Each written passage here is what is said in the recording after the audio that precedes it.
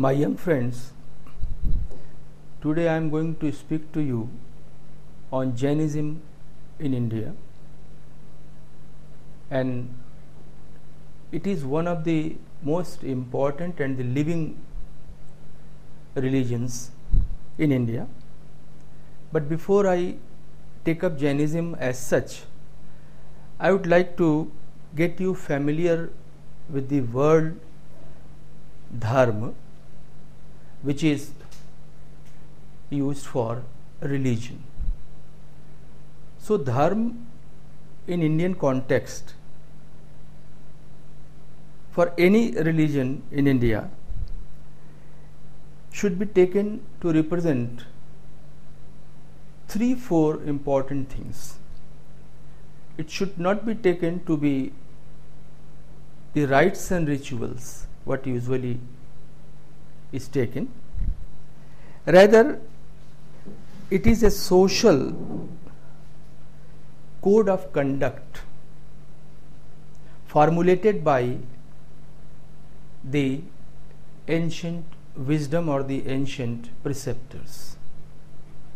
Second, I would rather like to call it that it tells us about the art of living, how one should live, what best behavior one should adopt or accept in his life to become a real and ideal human being who could be useful for the society, not only to him. And that is religion. And another point is that Jainism has been one of the 3 main religious and cultural streams in India.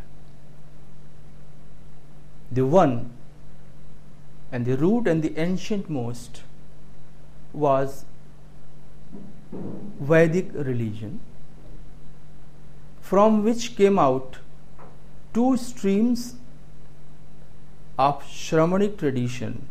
Shramanic tradition means the ascetic traditions, the traditions which were concerned more about the renunciation and the austerity. And to Shramanic tradition were associated Jainism as well as Buddhism. So what was the need of the emergence or formulation of 2 new religions as Jainism and Buddhism? I am deliberately using Jainism first and then Buddhism because definitely Jainism was older than Buddhism, at least 250 years. Because in Vedic tradition, which gradually flows to the Puranic tradition or to the time of the Puranas, we know a number of Puranas are there. In course of time, in its practical use, a number of things came in which were not accepted by some of the segments of the society. And those points were disparity of caste, sacrifice, that is yajna, and rites and rituals, and finally the ultimate belief in God, in the existence of God, and the God or Ishwar taken to be the creator of the entire universe. So Jainism and Buddhism came out with the denial of these above points to establish or rather re-establish the earlier focus of Vedic tradition of the parity of caste, and to have the things in origin wherein the society was taken to be a unit as a human being, and different limbs of society being the body limbs of that great person which is called or known as cosmic man, Param Purush. Now coming to the Jainism.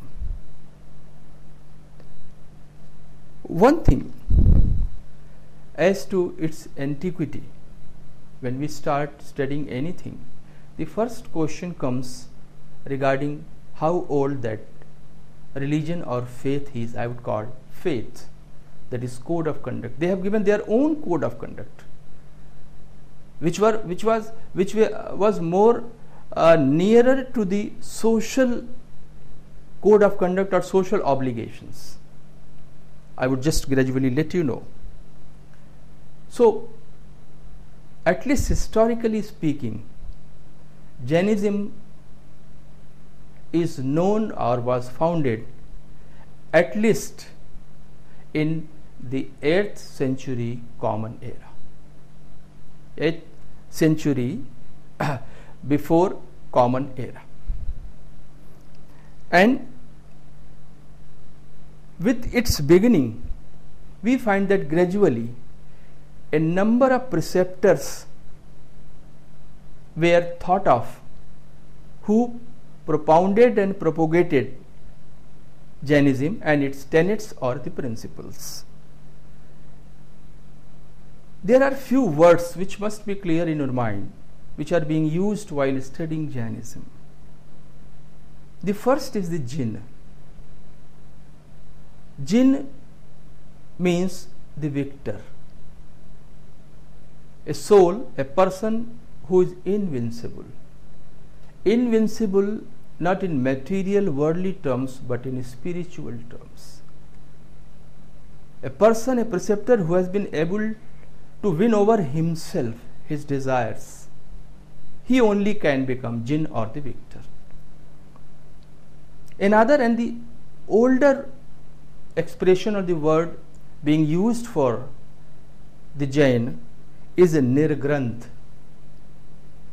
Nirgranth means one who is free from bondage. Bondage of what sort? Bondage of his own actions or the karmas. We all know that everybody performs actions, and due to his passion or involvement into his own action, seeking the result accordingly, that action becomes the binding upon a person. So Nirgranth is one who is free from that bondage. He only performs, he only acts. And in earlier inscriptions, we do find reference to this word frequently. Another word which is being used for the Jain pontiff or preceptor is Vitaragi. Vitaragi means one who is free from desire and passion, who has taken himself above the desire and passion. And still another word is Tirthankar. The most commonly word nowadays being used is the Jainas and the Tirthankaras. And from Jain came the religion as Jain and then Jainism. Tirthankar means a preceptor, a person who is so sacred, whose actions are so sacred, pious, and moving or leading towards the humanity, welfare of the humanity, that he becomes such a person that the places associated with him becomes the place of pilgrimage, that is Tirth. So these are few words through which we know the Jainas, Tirthankaras, and thereby from Jain the Jainism. Now, the nucleus of Jainism is the concept of 24 Jainas, also known as Tirthankaras, as I have already explained just now.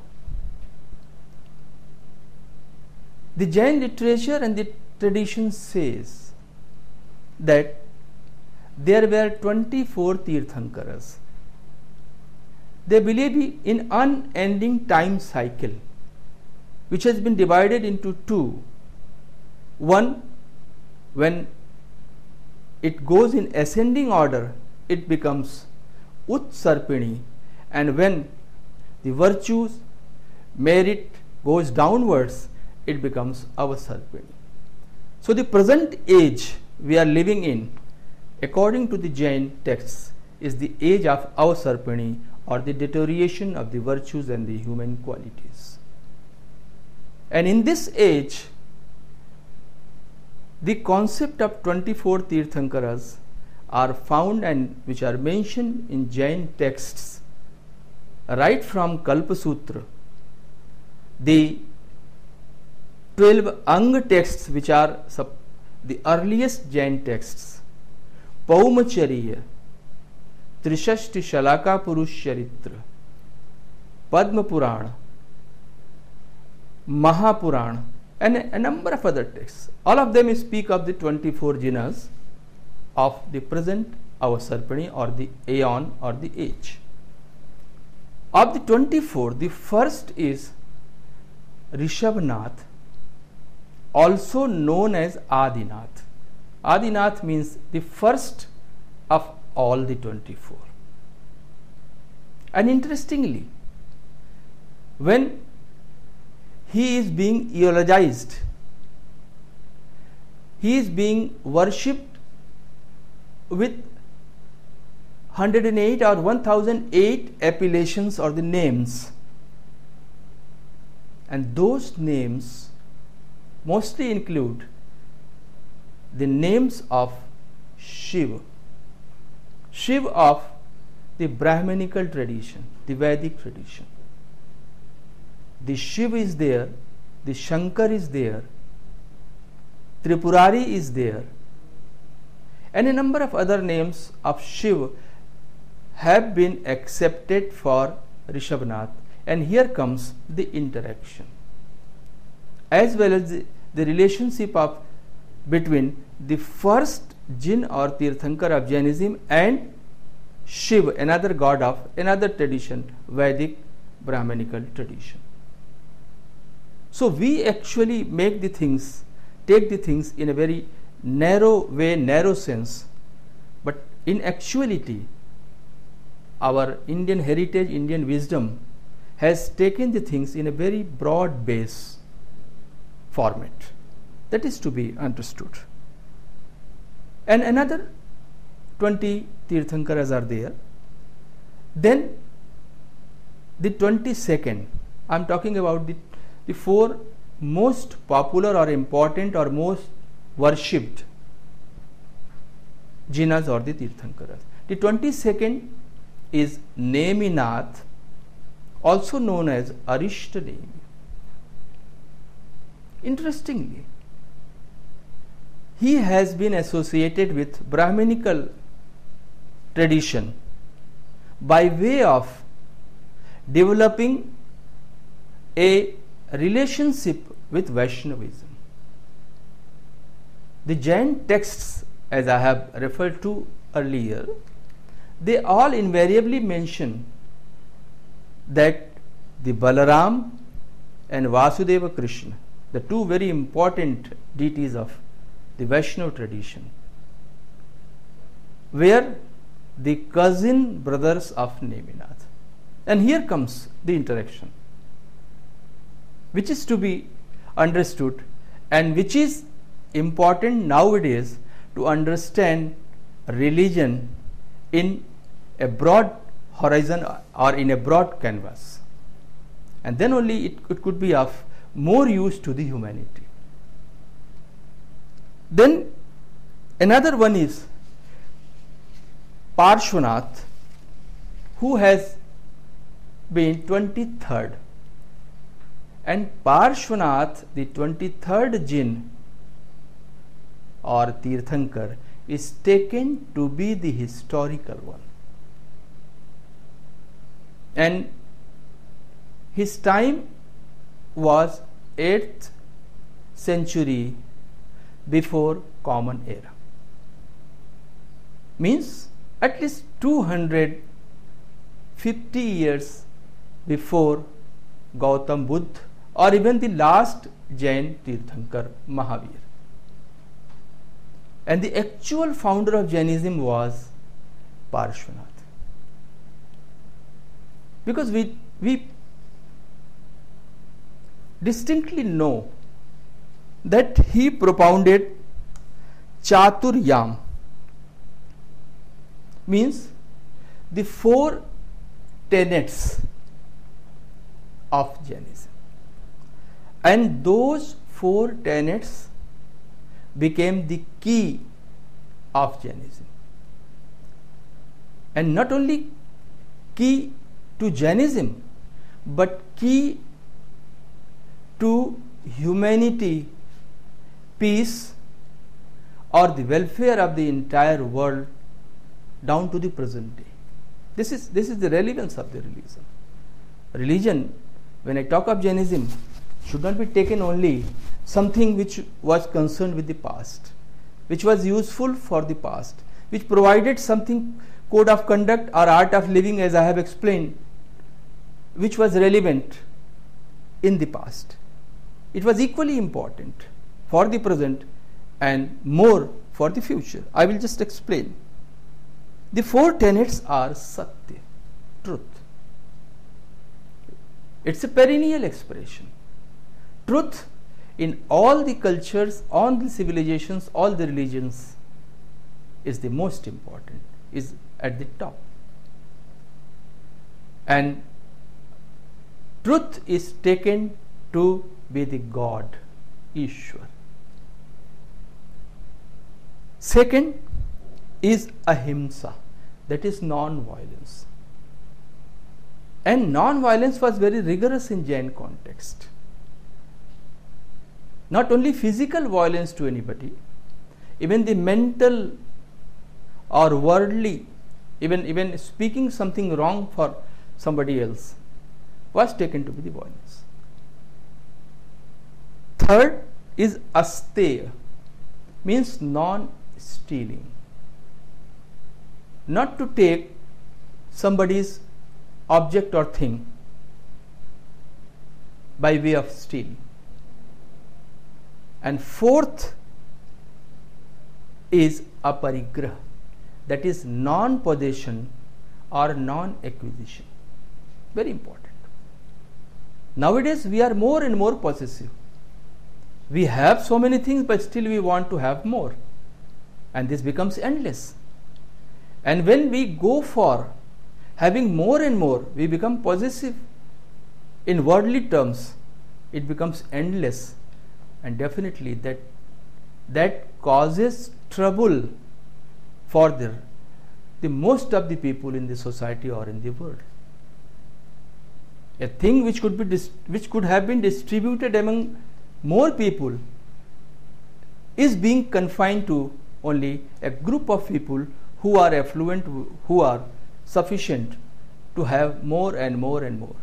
And therefore, non-possession, truth, violence, non-stealing, they become not only the basic tenets of Jainism for the past 8th century before Common Era, or during the centuries in Common Era, but more important in the present day context in 21st century.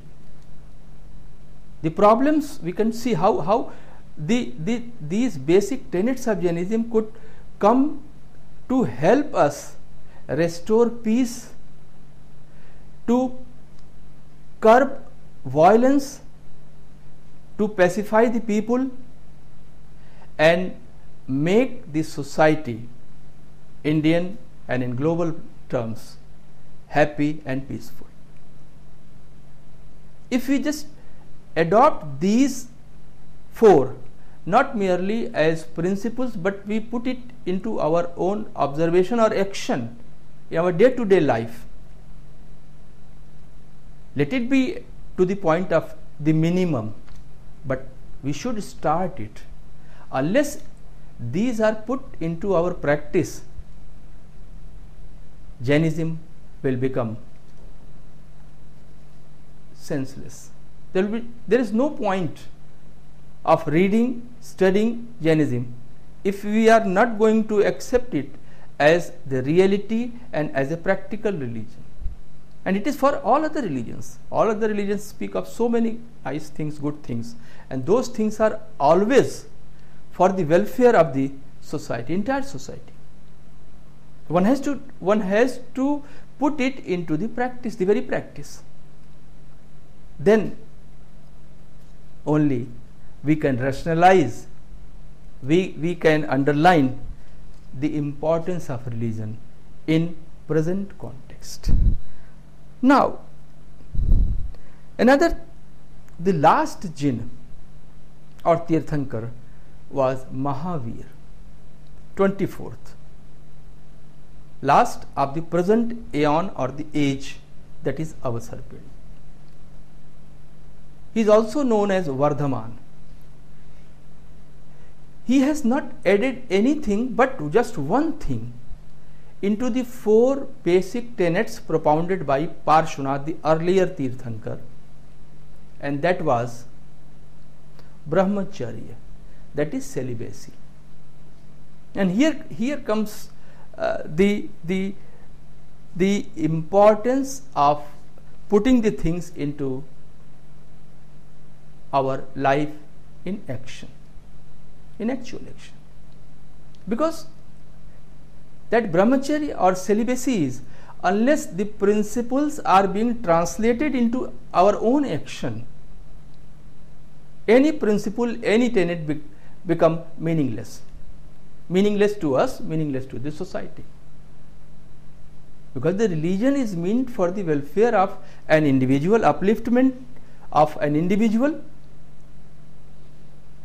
and also through individual its collectiveness comes to make the betterment for the society, and it goes up to the point of the nation and the world. And that has always been the goal or the objective or the motive of the religion. And that was, of course, with Jainism. Jainism, which was a very practical religion.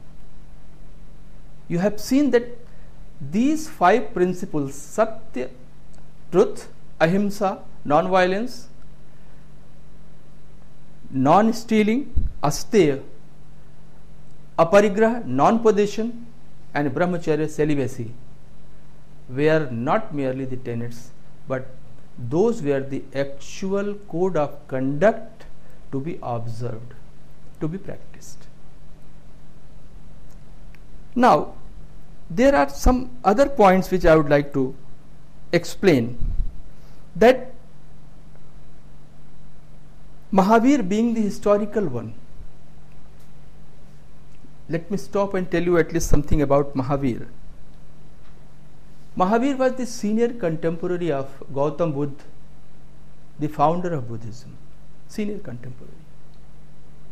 He was born in 599, usually it is accepted, 599 before Common Era, and lived up to the age of 72 and attained salvation or nirvana at the age of 72 in 527 before Common Era. And during this period, he married to Yashodhara, he had a daughter, then he renounced the world. At the time of enjoying the royal authority and royal power, he decided to renounce the world, the material possessions, and take the path of non-possession, renunciation and austerity,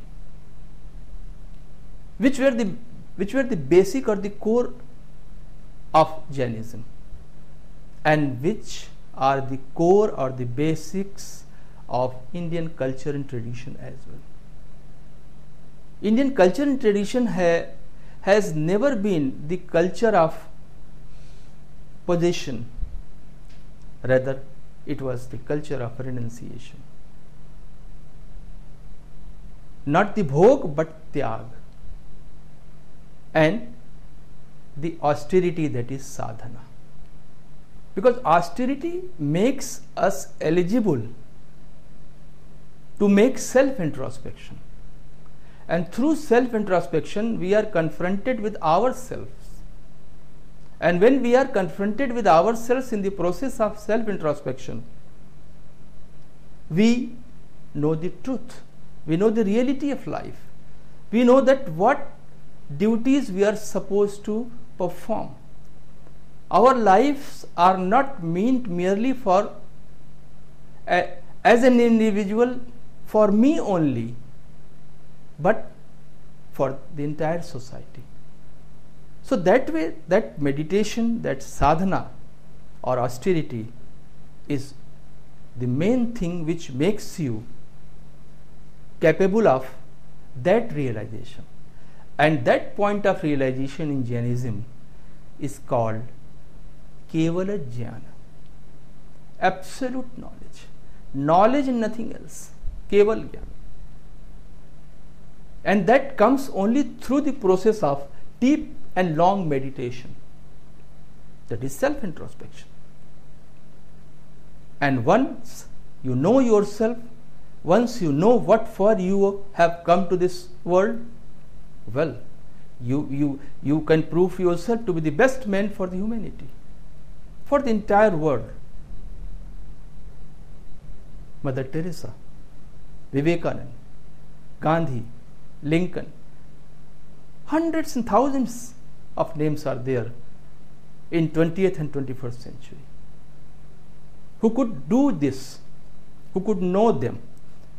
And that is the actual purpose of any religion, and that way of Jainism as well, which Jainism very successfully propounded and led to the people who embraced or accepted Jainism to adopt that particular line for their life. It was patronized, of course, by the rulers, the kings, the ruling class, but not to that extent as we find with Buddhism as well as with Vedic or Brahminical religion. I won't call Hinduism, because Hinduism has become a misnomer. When we use word Hinduism, it means all the religious and cultural streams are being included.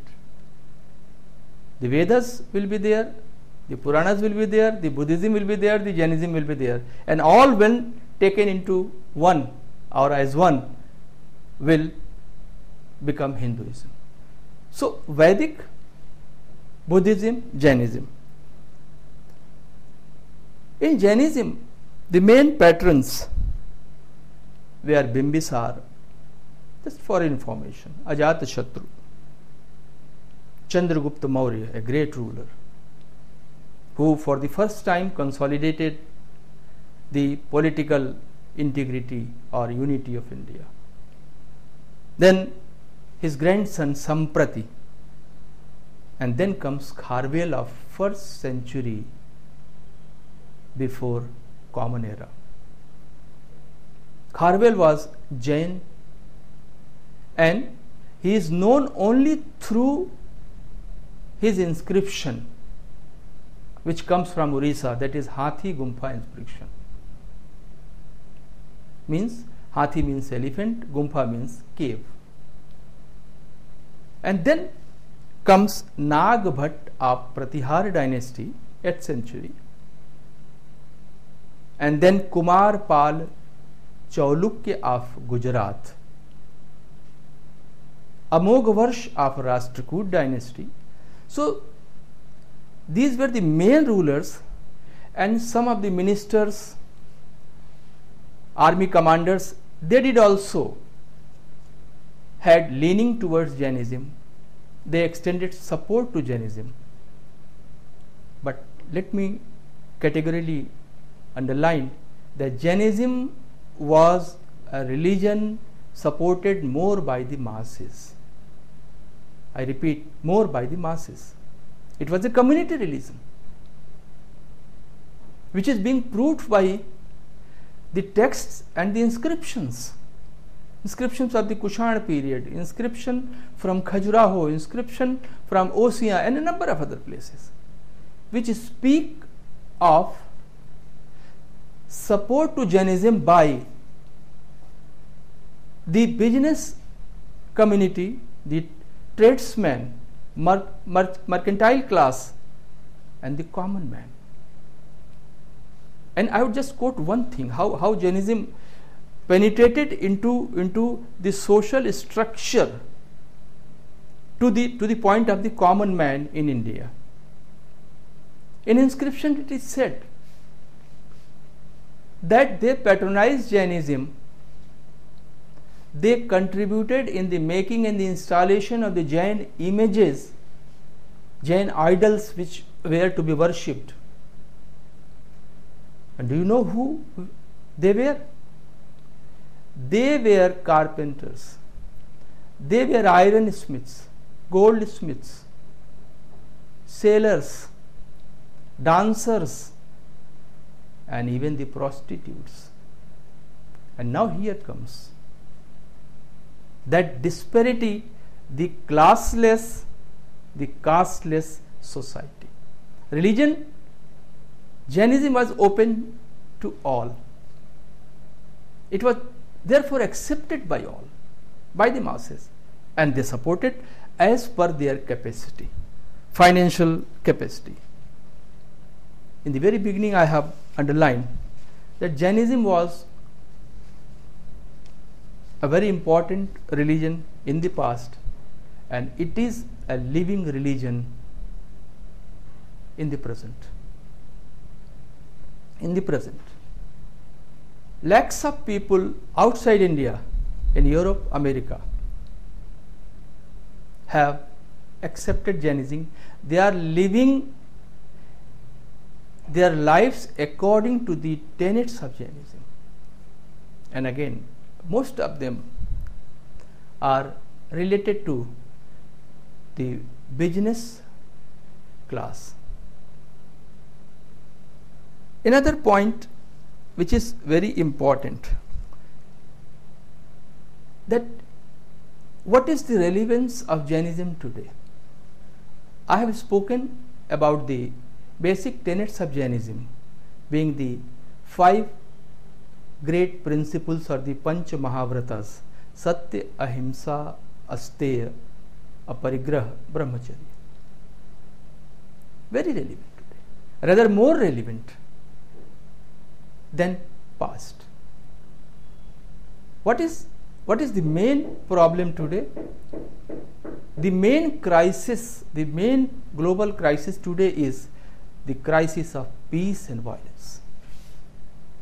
Everywhere we can see, from the root point of the family, of an individual, to the society, to the point of a nation, and going to the extent of the world. Everywhere violence. Violence of different kinds, different types, mental, physical. And what is desired? What should be the ultimate objective? What every nation, what every society, what every family talks about to achieve? That is the peace. That is the peace. And the peace was the ultimate objective of Jainism. Through the following of, through the actual translation into action of the Jain tenets in life,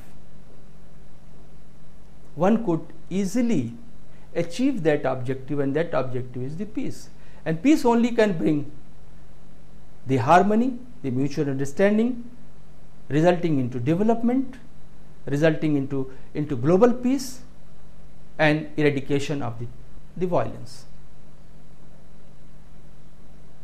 The sermons all the Tirthankaras gave, the Mahavir, Parshvanath predecessor, or even the earlier Tirthankaras,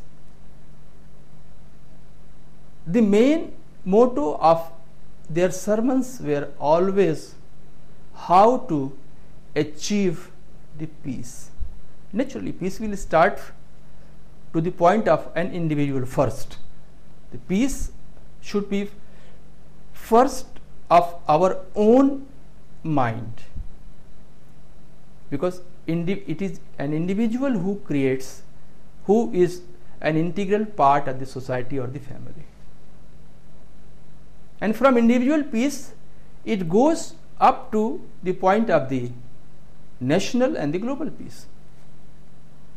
So to achieve that objective, which is the most important, essential today in 21st century, the peace and eradication, total eradication of violence. In that, the tenets or the principles of Jainism could serve as model, and not merely as model, but it should be a model for practice of an individual, practice for a society. So that way it is very relevant. Another thing which I would like to talk, that which pertains to art. In art we see some objects in visual forms. The form is there, the external features are there, and we take them to be merely either as objects of worship, inviting our reverence or adoration, or as objects of aesthetic appreciation. But art is something beyond being an object of aesthetic appreciation or an object of adoration or worship. The point is that whether or not we are able to get into the very spirit of the creation or the process of creation of that art. I will just explain. The Jinas or the Tirthankaras form the nucleus of Jainism. Their lives, their teachings, they are all models for past and present. But from the world of words, means the texts, when they enter into the world of forms, visual forms, how to explain or how to disseminate or communicate those tenets, they wonderfully explain. Wonderfully. You would always find the Jain Tirthankaras either sitting cross-legged in the attitude of meditation, that is contemplation, which is called Dhyana Mudra, or standing erect with both the hands hanging down to the knees, which is known as Kayotsarga Mudra, the attitude of dismissing the body, the denial of the body.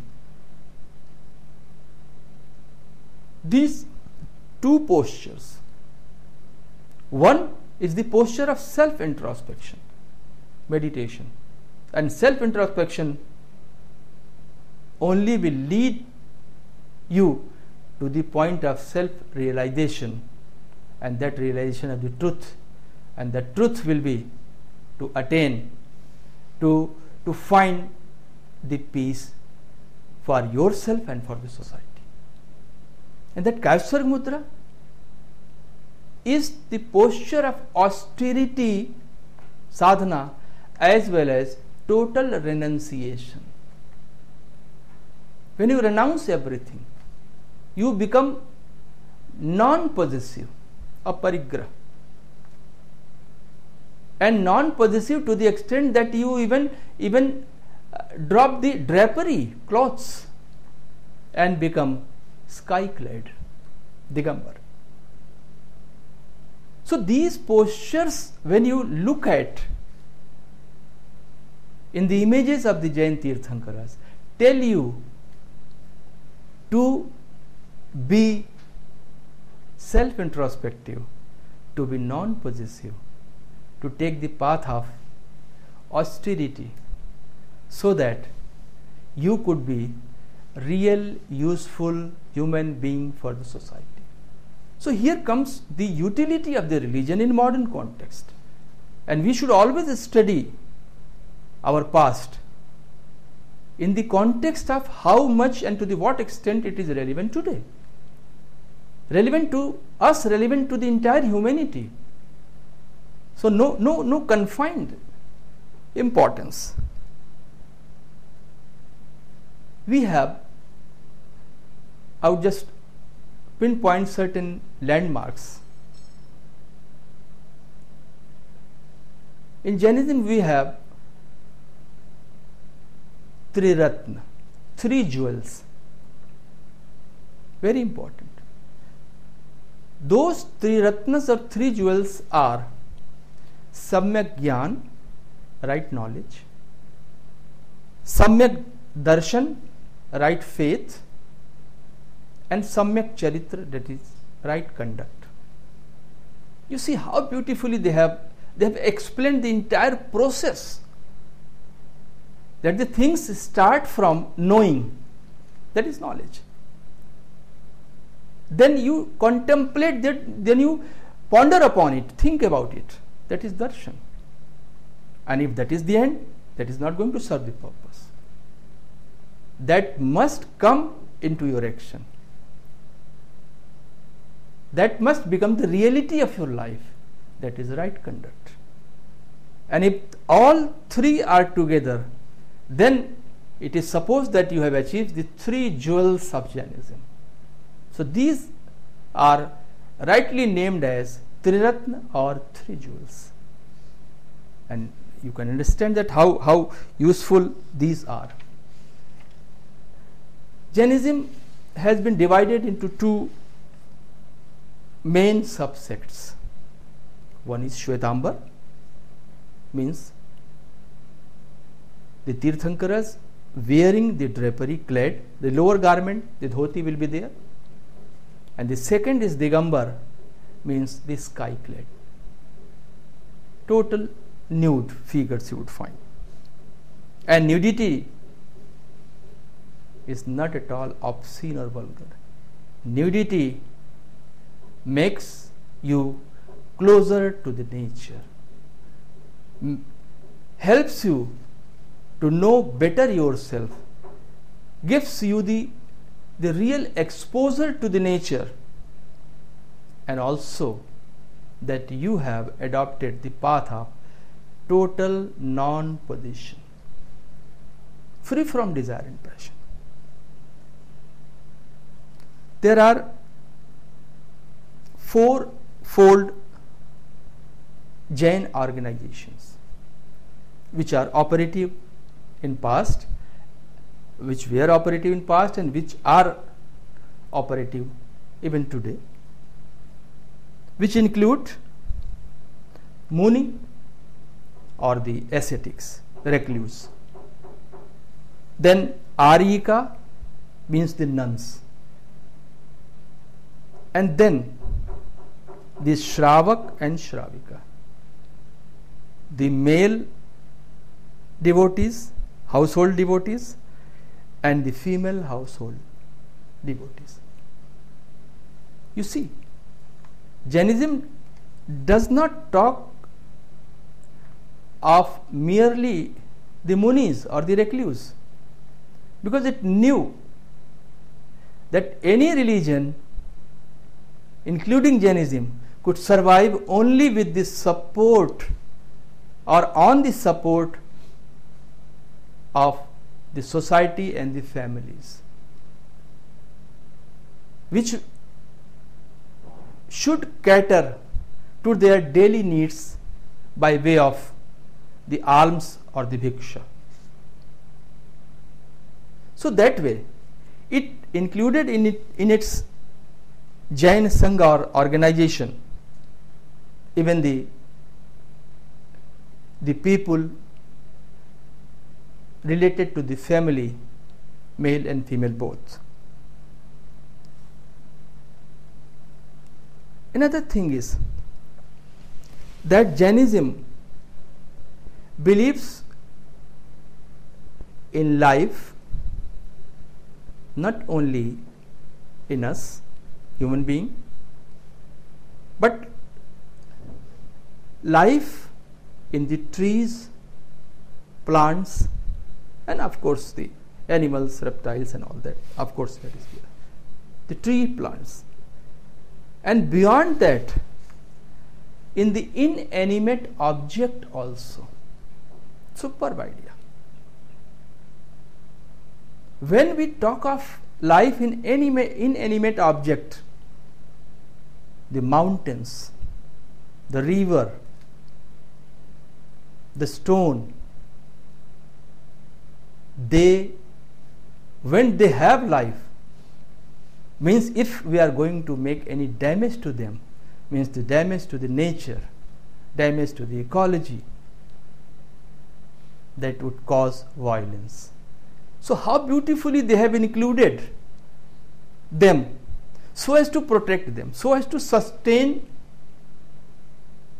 them and take them to be very important and essential for our life.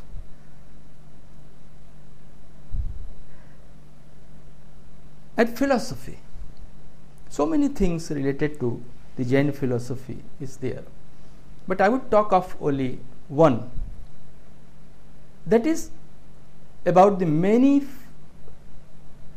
truth, which is called Anekantavad or Syadvad. They say that truth is manifold, and as a human being, none of us is capable of knowing a truth in its total entirety. The wholesome truth is beyond our apprehension, our understanding. And they have wonderfully given the example that an elephant is there and few blind people are brought close to the elephant, and they were asked to touch different body parts of the elephant, and they have described and defined elephant in different ways, and all were correct. So that way, only the jinn or the tirthankar or any supreme being who is enlightened, who has attained the absolute knowledge, Keval Gyan, could only understand the wholesome truth. Do you know what is the practical importance of this? This shows that what happens, we say something and then we stick to it, that this is the fact, this is the truth, nothing else could be the truth, and we just reject, we don't even listen to the others.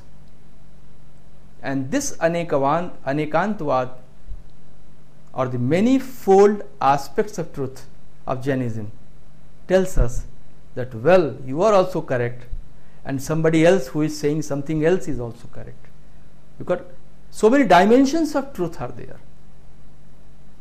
And as human being, means it resolves the conflict of ideas. So how scientific the entire religion was and how relevant it has become nowadays, you all can understand from what I have been telling you. Now, Jainism has contributed not only to the society by way of the truth, non-violence, non-stealing, non-possession and celibacy principles, giving the three jewels, giving the philosophical tenet of anekantvad, but it has equally contributed to the art which has been an integral part of culture. By way of the images of the jhanas, I have explained in two customary postures, dhyana mudra, kayusya mudra, again indicating very important things. The temples, and the most important, they are spread almost all over the country. But the most important of them are at Osia in Rajasthan, Khajuraho in Madhya Pradesh. You must be knowing Khajuraho for Brahminical temples, the temples of Shiva, Vishnu, Shakti. But equally important is Khajuraho for Jain temples. Shraman Belgol, it is in Karnataka. And it is a place which the Jain tradition says that was visited by the great Mauryan ruler Chandragupta during the last days of his life. From Magad, that is Bihar, to Karnataka, that is Shraman Belgol. He all the way travelled with Jain Munis. And because of that, it became a very pious, sacred place, which resulted into that one of the finest creations of Jain art was carved out on the top of the Vindhyagiri, the Vindhyan mountain at Shraman Belgol. And do you know what is that? That is the tallest ancient religious image in India and perhaps in the world. 57 feet high, monolithic. Just wonder. And do you know what does it represent? It represents not any jinn or tirthankar who were the highest, but it does represent Gomateshwar Bahubali, who was merely the son of one of the tirthankaras, Adinath. Now I will just explain how it became important, because through the carving of this image, and this image being the tallest of all the known Jain images, a suggestion was given, and suggestion was that, well, tirthankaras were destined to be tirthankaras. They ought to have attained that position. But here is an example who was not a tirthankar, Bahubali, also known as Gomateshwar, but because of the observance of highest point of non-violence, renunciation and austerity,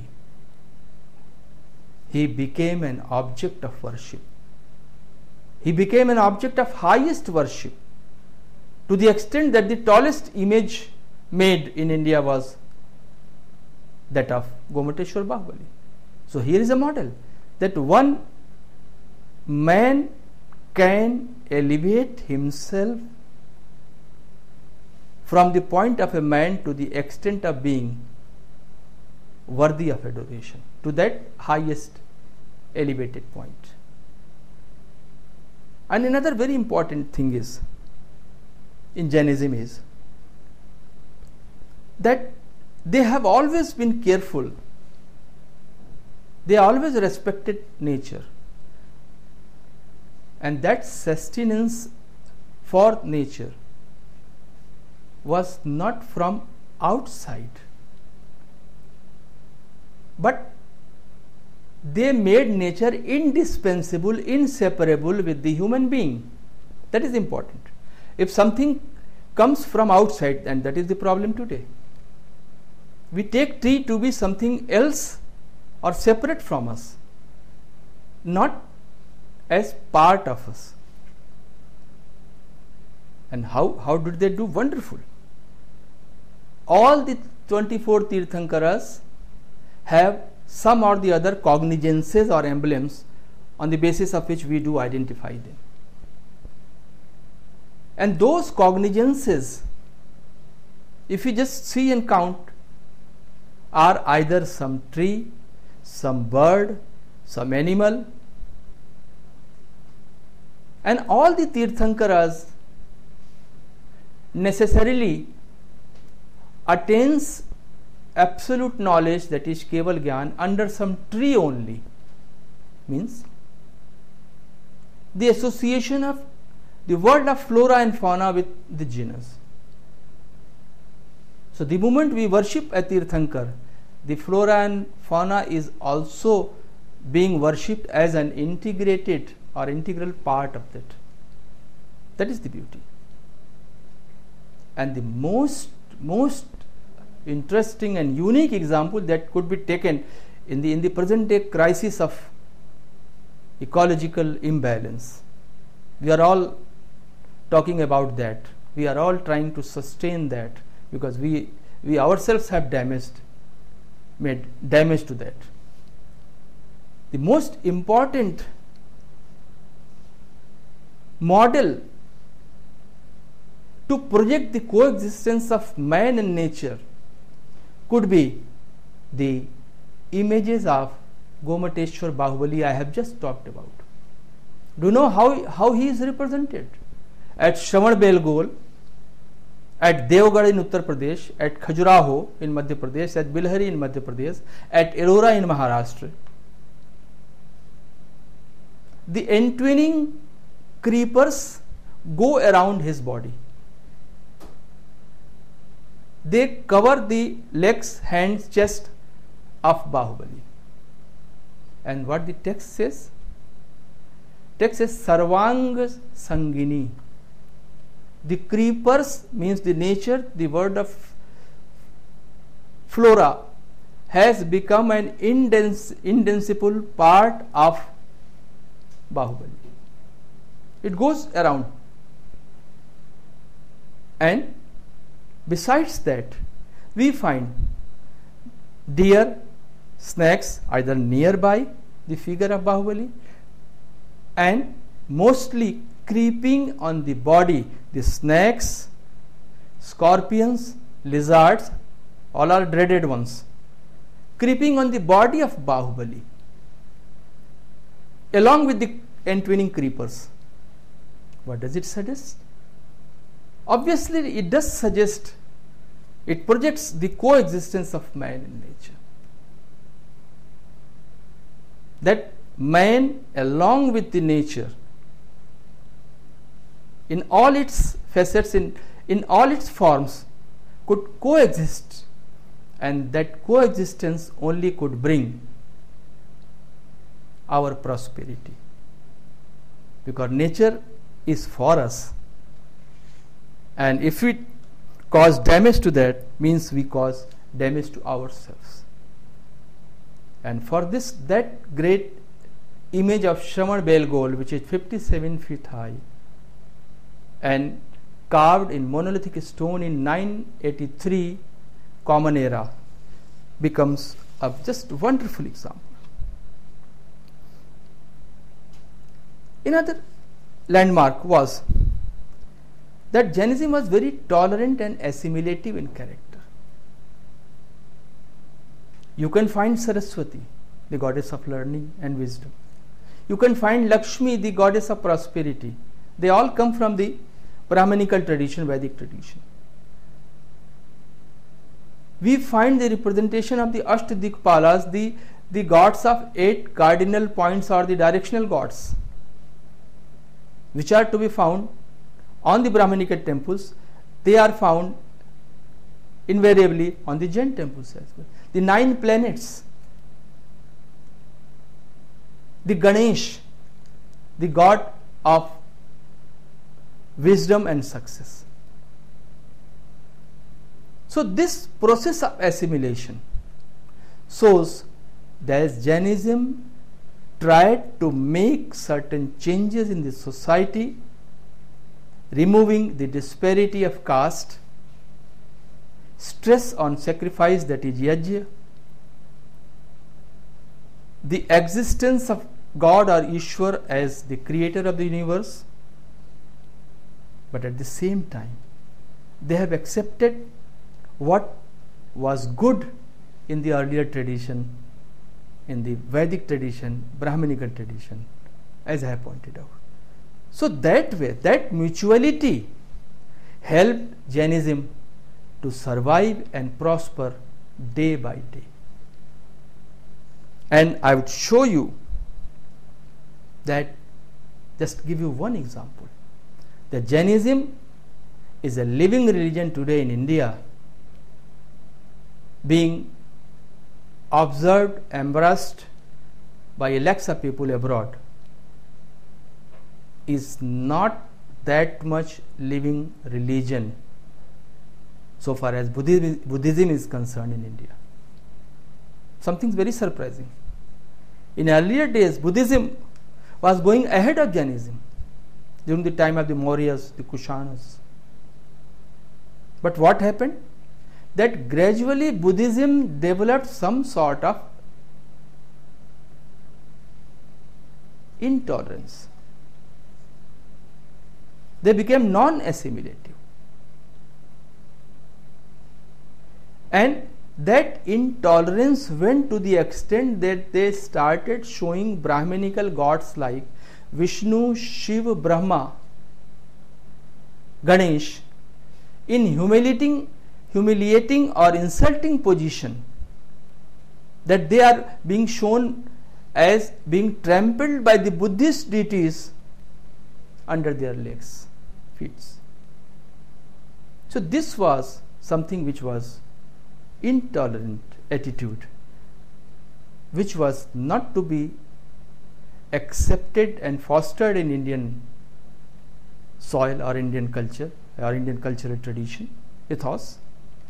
And therefore we find that Buddhism got popular in almost all the countries of South and Southeast Asia, but in its place of origin, gradually a decadence is shown, and gradually it looks that it was disappearing from 8th century Common Era onwards. Therefore, these were some of the points which I wanted to stress, and especially any religion not merely as principles or tenets, static tenets. No, religion has to be always developing, and religion has to be relevant in the context of present day humanity, present day society. And Jainism, of course, as you have seen, that is very, very relevant in all its facets, in all its segments, in all its tenets. And I hope I have been able to make my points clear and make you understand what Jainism was and what Jainism is today, and whether Jainism is a religion worthy of observation in our own life. Thank you.